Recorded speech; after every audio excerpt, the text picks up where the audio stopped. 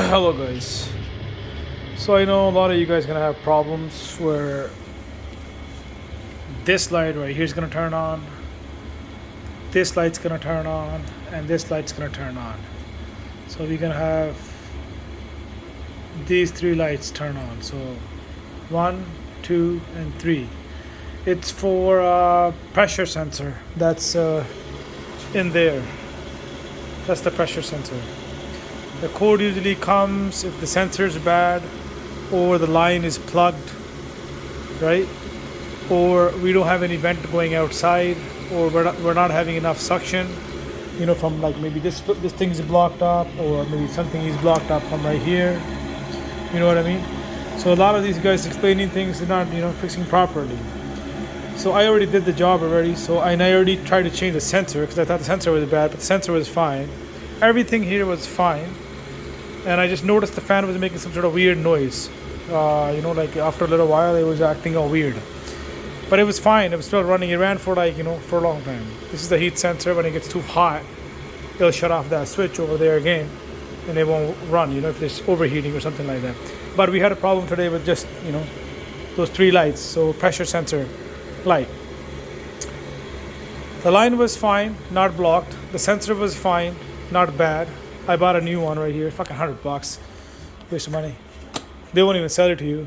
Made in Costa Rica.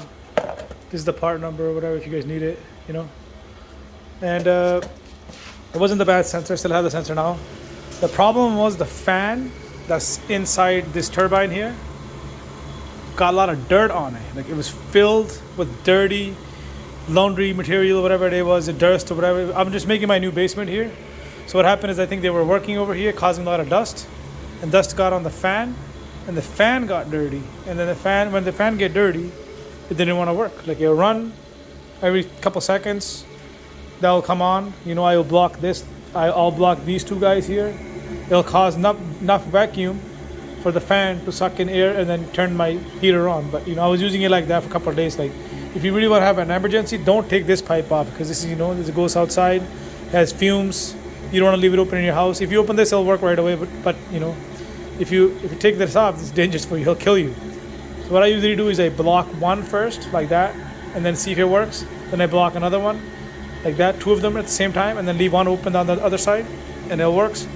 If it works, then something is clogging these lines. Not enough pressure is not building up. So what it was is the motor was just dirty, not creating enough vacuum, and not enough force to go outside the air. So it caused all this shit to happen. Okay? So the motor's in here, you just take these three screws off, right? And it spins inside, it rotates in there. It's like a turbine, like a little big fan. And the fins got dirty. The fins had to be cleaned up, and that's it. It's good to go.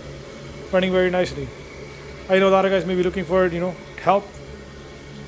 If that's the code you're getting for air pressure switch, it could be a bad line, leaking line, or not enough pressure in the line. Like it's a vacuum, so it sucks vacuum throughout like that. If it gets clogged, it's gonna make pressure inside and turn the switch on and turn off the water heater. This is so stupid. I had a PV in there, ran perfectly fine for fucking goddamn 15, 20, 30 years, whatever it is.